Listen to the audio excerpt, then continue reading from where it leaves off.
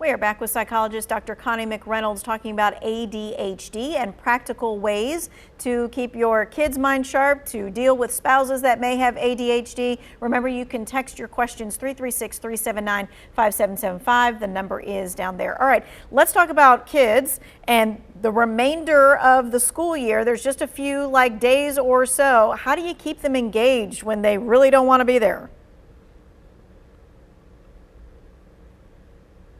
I'm afraid I've lost the signal here. How do you keep the kids engaged when they don't really want to be in school the last couple of days? You know, it is very difficult. So finding reward systems, things to engage them, activities, again, that just charge them up.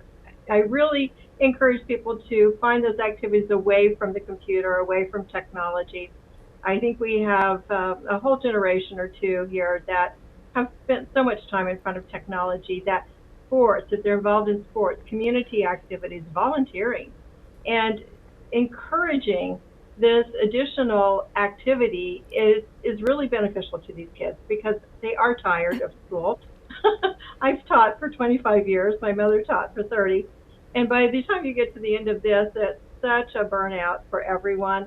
So doing things, having fun little activities, doing things on the weekend that really kind of help them relax and move into the summer days is very beneficial for them.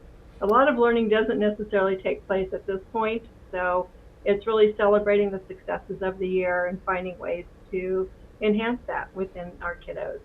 All right, how about child and adult diets? How does that impact their focus? Child and, again, I'm losing a little sound here. The child and adult diet, how does that impact their focus? I'm sorry, I keep losing the words. The child and what? The diet of the child Diet, or the adult. Nutrition. Okay. It's very important for people to pay attention to this because what we absolutely know is that sugary, carbo-driven kinds of foods actually aggravate a lot of the conditions, particularly if there is a type of hyperactivity, the amount of caffeine that's used. And some people are very sensitive to food additives and some of the preservatives that are in foods.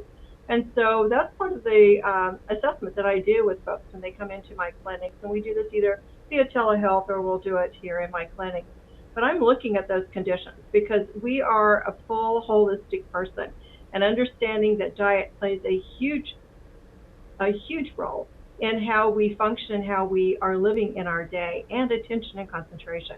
Looking at the amount of sugar, the amount of screen time, particularly in the evening, can affect sleep. And we know this based on years and years of research. Okay, and so with that said, does that mean that if they're going to have some sugary snacks or things of that nature, we need to do that like several hours before bed, or are we talking about all the way up until lunchtime? Well, I think as long as it's before mid-afternoon, you're going to be okay. But some children are highly sensitive to this, and they can get really activated in the late afternoon.